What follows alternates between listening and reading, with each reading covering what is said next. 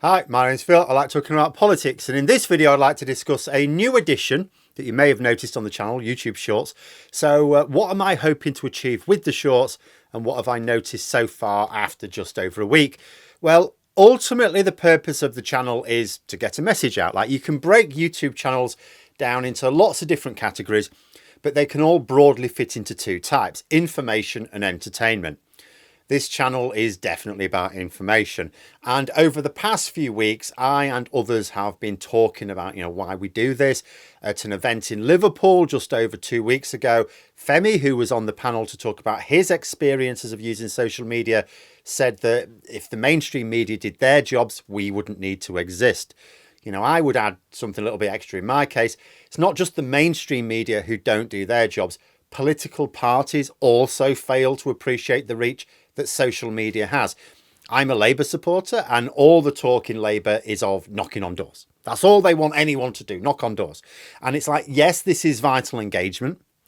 But, you take a look at my analytics, for example. Now, politics has gone a little bit crazy lately. So my reach is a little bit higher than usual. But these are data from the last 4 weeks.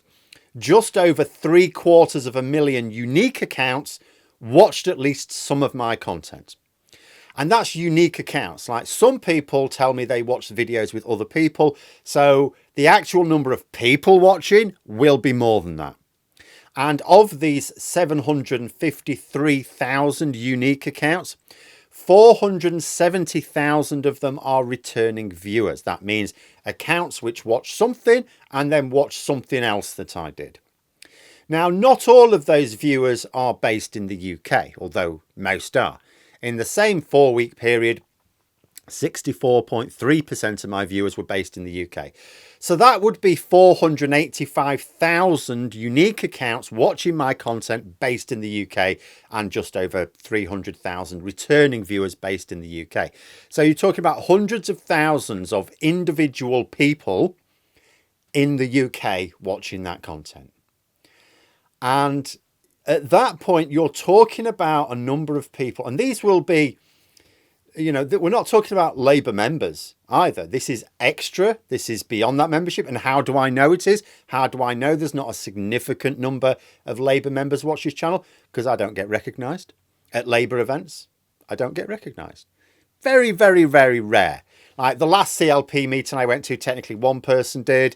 And I went to the Labour conference, and nobody did. There were a couple of people there who knew me, but they'd gone to the specific event they knew I would be at. No one recognised me just bobbing about, right? So these people are people outside of the Labour Party, but inside the UK. The very people Labour should be going, oh, we'd like to talk to you. Take a lot of door knocking for me to get to 300,000 people who keep coming back, and 485,000 people a month watching some of my content. That's a lot of door knocking. And it's not like choosing between the different types of engagement for Labour or any other political party. Like, they can get this sort of reach themselves on YouTube, more so, in addition to their existing forms of engagement. It won't cost them anything in terms of resourcing, because the ad revenue would cover that. And then you think about the reach like Labour could get. That's my reach. What about Labour? They'd have more potential than me. And also think, you always get, I said it's gone a little bit crazy lately. There's been a bit more. Those numbers are a little bit higher than normal for me. Why is that? Because we've had some really interesting by-elections. What's it going to be like come the general election? Be higher still. And that's exactly when Labour want it to get to more people, isn't it? When there's a campaign going on, naturally interest increases. It all just supports itself. I'm just a guy working entirely on his own. I don't have anyone else helping me to do this, talking to a camera. Like, I can put up videos saying what I think of policies. They can put up videos of the people deciding those policies. That should be, if you present it right, way more interesting. You then think about the extra reach they could get if they did the same thing on different social media platforms, targeted for the right audience, not just putting the same content on different platforms. But they're not doing. Like, they've got no understanding of how social media works, because nobody in their comms department has ever built up a social media account from nothing.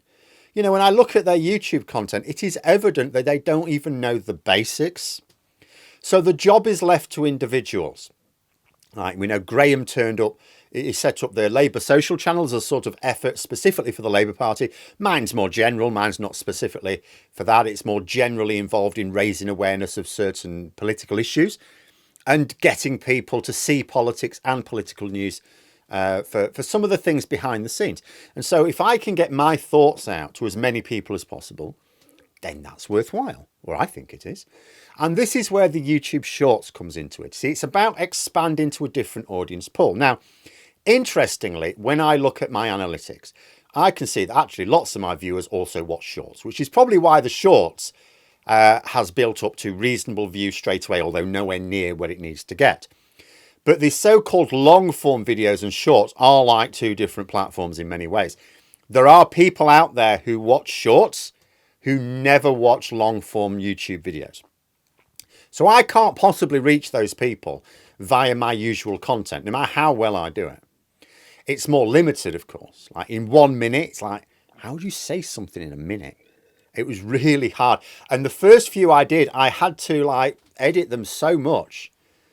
You know, you've got no time to really explain the detail, and I like the detail. The potential for misunderstanding is quite large, even on a simple message. But it's still a way to try and get messages out to people who would not otherwise see my content because they're not looking at the long form. And it's also another audience that Labour are utterly failing to reach because they have Shorts on their YouTube channel. The less said about them, the better. And that's coming from me, who has not yet worked out how to do Shorts well. But I will. I have no such confidence in Labour. And I did have a few people ask me to assure them that it will not be replacing my normal content. No, of course not. On no level are Shorts a good primary source of content. Like, I can't get the detail or nuance into it. So in terms of what I want to do with the channel, it doesn't do that.